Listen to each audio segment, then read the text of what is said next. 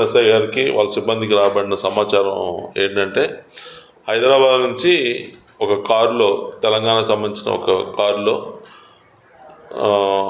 4 వ్యక్తులు ఉన్నారని, వాళ్ళు ఈ మెత్త అంటే మనకి మత్తు పదార్థం తెల్లగా ఉంటుంది. అది మన చాలా కాస్ట్లీ. మామూలుగా ఇక్కడ మార్కెట్లో గ్రామ్ వచ్చి 4,000కి 5,000కి అమ్ముతారు. వాళ్ళకి బెంగళూరులో కొంటున్నారు, ఇక్కడ మార్కెటింగ్ చేస్తారు కుర్రోళ్ళకి, కాలేజ్ స్టూడెంట్స్కి, వాళ్ళకి అలవాటు చేయడానికి.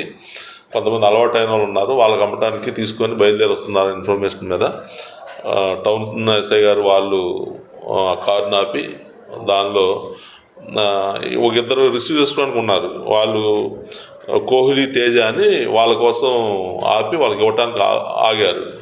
అప్పుడు వీళ్ళు మనోళ్ళు చెక్ చేస్తే దానిలో ఈ 4 దగ్గర ఈ ఇద్దరు పారిపోయారు. ఎవరైతే వెయిట్ చేస్తున్నారో వాళ్ళు, మిగతా 4 మనం ఆపి చెక్ చేసి దాని దగ్గర చూస్తే 17.5 గ్రాములు మెత్త ఉంది. మధ్యవర్తి సమక్షంలో దానికి వేయింగ్ చేయడం అయింది. దీన్ని తెచ్చేవాడు మెయిన్ కాటూరి సూర్యకిరణ్ అని వీడు, తర్వాత విజయలక్ష్మి అని ఆ అమ్మాయి ఈడి ఇతని గర్ల్ ఫ్రెండ్. అదేవిధంగా మహిదీప్ అని ఇతను కోరుకొండ స్ట్రీట్, కోరుకొండ. ఇంకా ఇసుకపట్ల వివేకవర్ధన్ అని ఇతను రాజవోలు. ఈ సూర్యకిరణ్ వచ్చి మన కొంతమూరు, కోలమూరు గ్రామం. ఇతను గతంలో కూడా హైదరాబాదులో 2 కేసులు ఉన్నాయి, ఆ కేసుల్లో బెయిల్లో ఉన్నాడు.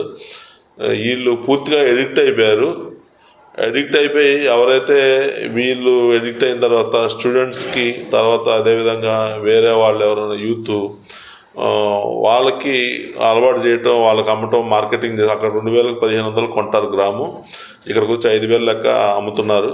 అదేవిధంగా అమ్మటాన్ని తీసుకొస్తుంటే మన పోలీసు వారికి రాబడిన సమాచారం మీద వీళ్ళని మనం అదుపులోకి తీసుకోవటం అయింది. వీళ్ళు మనకి కస్టమర్స్ లిస్ట్ 10 మంది వరకు ఉన్నారు. రాజమండ్రి చుట్టుపక్కల కాకినాడ వాళ్ళు ఉన్నారు, రావులపాలెంకి సంబంధించిన వాళ్ళు. వాళ్ళ పేర్లన్నీ కూడా మనం సేకరించాం. మనం వాళ్ళని విక్టిమ్స్ని తీసుకుంటాం, వాళ్ళని పిలిచి వాళ్ళ పేరెంట్స్ని, వాళ్ళ బంధువుల్ని, వాళ్ళ సిస్టర్స్ బ్రదర్స్ ఉంటే వాళ్ళని పిలిచి వాళ్ళ సమక్షంలో కౌన్సిలింగ్ చేసి, కుర్రోళ్ళు ఇలాగా ఈ మత్తు పదార్థాలకు అలవాటు పడుతున్నారు, మీరు జాగ్రత్త చూసుకోండి అని చెప్పి వాళ్ళకి చెప్పడం అయింది. అదేవిధంగా ఒకవేళ అవసరమైతే మనం డీఅడిక్షన్ సెంటర్ కూడా మన రాజమండ్రిలో ఉంది. డీఅడిక్షన్ సెంటర్కి కూడా మనం పంపించి అక్కడ వాళ్ళకి దీని నుంచి బయటపడేది ఎలాగనేది దాని మీద అక్కడ కొన్ని రోజుల నుంచి కూడా మనకు చేపిస్తాం. ఈ వివేకవర్ధన్ అనే అతను గతంలో డీఅడిక్షన్ సెంటర్లో కూడా పెడితే దాని నుంచి కూడా పారిపోయి వచ్చాడు. ఇతను కూడా బాగా నటోరియస్. ఈ కిరణ్ వీళ్ళందరూ కూడా నటోరియస్ బ్యాచ్.